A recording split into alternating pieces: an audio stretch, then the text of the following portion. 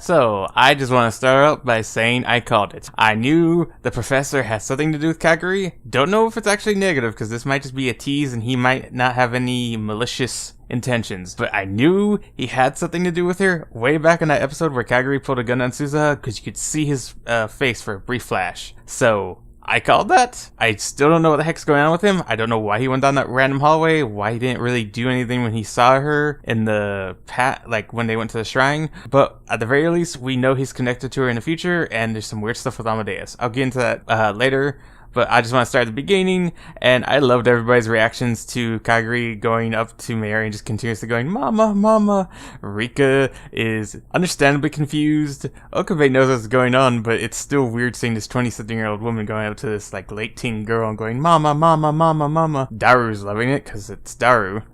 But Mary's taking it like a champ, but I don't think she has any idea what's really going on. She's just kind of going along with it because Okabe said so. And Kagari is actually adorable in this episode. She is completely adorable. I didn't realize they could actually make her adorable. I didn't really care about her until last episode, where we got to see kind of her relationship with Mary a little bit from the past, and we just kind of actually got this idea that she was spending all that time looking for her mother, and how important this all is to her, and just that cathartic moment where she actually found Mary, even if it's leading to this awkward thing of, well, she's older than Mary now, so that's kind of awkward. At least Suzuha's not older than Daru. She could blend in more. But Kagari's just older than her adopted mother, so that's going to lead to some awkward moments, but there's some nice stuff there too. Like I said, it's amazing what you can do with a character who you were just using as a cardboard cutout plot device earlier if you give them a personality and actually give us a reason to care about them. And you do stuff with them too. So overall, Kagari's character completely did a 180 in my interest in her, because they're utilizing her well. She's really adorable. I like the mix of this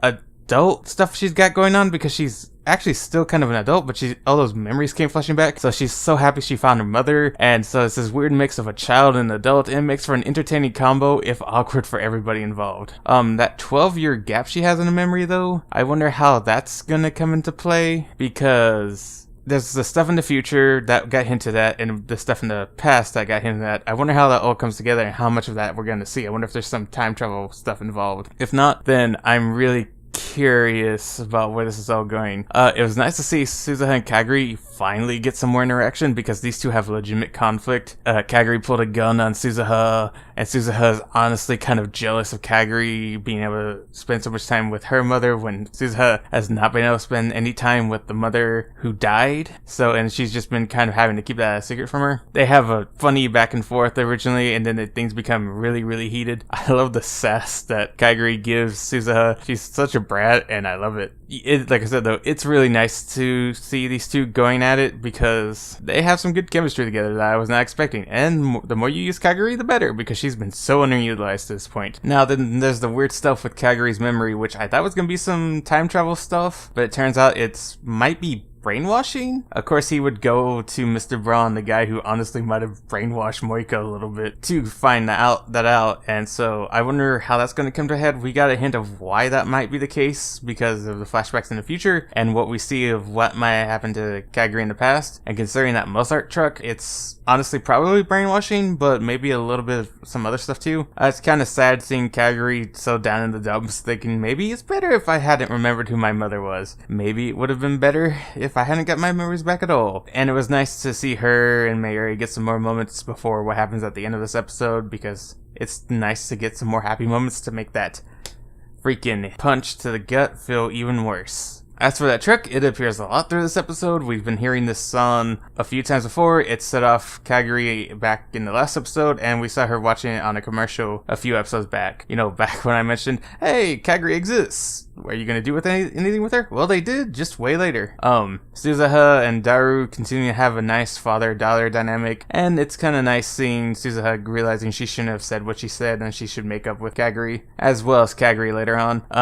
Kagari being able to read Mary shows how well she did know Mary in the past, and this odd mix of this adult and this child, where this child who is just so energetic and stuff, and she talks the way a kid does, but she's also kind of talking the way adult does, because you can't really hide like a surprise party from an adult. So it's this weird, entertaining combo, and I love everybody's facial reactions here. And I don't know how Miyuri feels about this, like, oh, you're my daughter, and you're also 20-something, and you can read me like the back of your hand. Yeah, that would be kind of awkward. This episode also gave me something else I didn't know I wanted, besides a very adorable Kagari. A Moeka and Okabe road trip. The trip up the mountain on the road? That was hilarious. Please drive safer. Okay, driving safer means getting there faster. No! That was hilarious. Okabe's reaction to having to go up the mountain, which Moeka did in high heels, and she's not complaining. You can kind of tell which one was trained by some futuristic organization. I don't know why Okabe just crawled underneath the log. He could have probably went over. I don't think it would have been as difficult, but whatever. Now, as for the facility itself, I question why you would need to make a place in the middle of the woods that no one probably knows exists look run down when you're still using it like 6 months to a year ago. I mean, you're already that deep in the woods.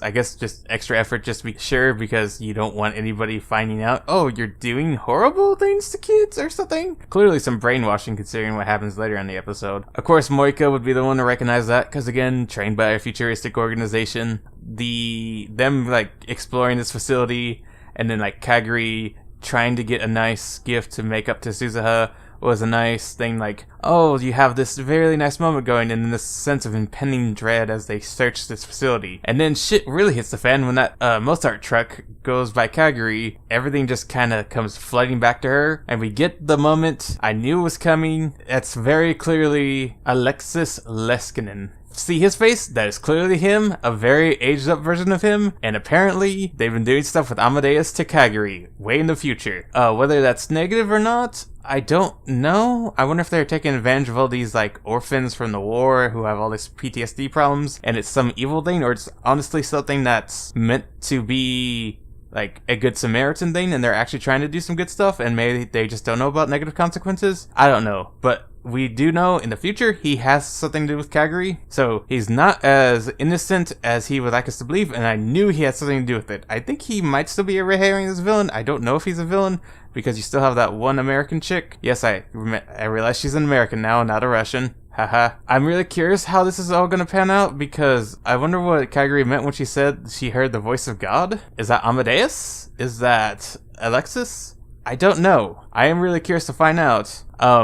Okabe finding where Kagari had been held for all those years was really depressing, especially when they apparently gave her chalk so she could draw all this shit out. So, got this barren room, which who knows what else was in there, and she wrote all this, I miss you mommy, I miss you mommy. She even, I guess there was enough light at the time to draw a kind of good picture of Mary. I don't know how old she would have been. I wonder how she escaped the first time too. That was kind of creepy. And then Kagari just kind of wanders off, and Suzuha is of course the one that goes running after her. And now maybe Suzuha gets a little bit of a redemption thing here, because she's the one that finds Kagari's phone, and maybe we're gonna have a Suzuha thing where she finds Kagari and saves her and all that. I hope so. It would be nice to see Suzuha maybe be able to make up for losing her all those years ago. Though they do have different memories, so maybe those memories got implanted to make Kagari mistrust everybody, and maybe try to ruin everybody's plans in order to try and go save Kurisu so they could get out of this timeline. Maybe she's like a sleeper agent and all that. Or maybe not. Maybe she's a sleeper agent. Like, they changed the timeline. Back in episode 3, they changed the timeline, found this girl, implanted her with these memories, used Amadeus to do it, because they knew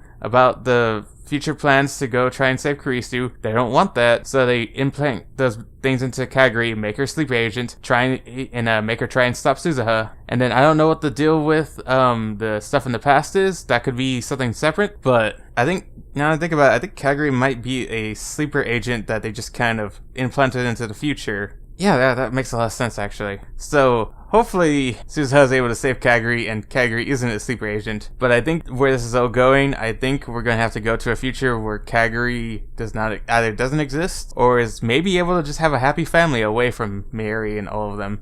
But until then, I guess we'll just have to wait and see, and I'll see you in the next one.